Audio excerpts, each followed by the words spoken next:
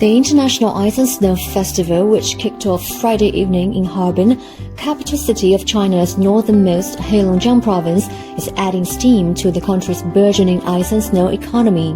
At Harbin Ice Snow World, built on the northern bank of the Songhua River which flows through the city, about 250,000 cubic meters of ice and snow have been transformed into appealing landscapes and sculptures. 觉得冰雕的话其实挺漂亮的，然后拍照的话也挺出片。我坐的那个摩天轮的话，从上面看的话，那个景观也挺漂亮。然后看了那个哈冰秀，那个舞蹈唱歌的话也挺好看的。觉得今天还是体验比较好的。第一次来冰雪大世界，给我的感觉也是特别的美，挺震撼的。这次到哈尔滨来还是挺开心的，然后很享受，然后期待下次有机会可以再次来哈尔滨。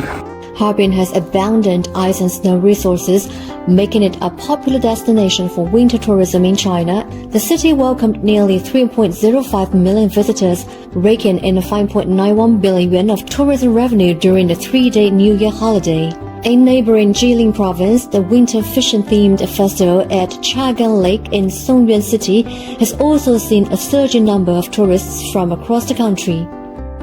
今年查干湖又推出了定制式冰下拉网捕鱼活动，这样呢，游客呢不光能体验到查干湖的美丽景色，还能亲身来体验查干湖的这些渔猎活动。这个鱼从那个冰面中沸腾出来的时候，就感觉特别心里面特别的震动，就有种丰收的喜悦。The provinces of Liaoning, Jilin, and Heilongjiang in northeast China were the country's major industrial heartland.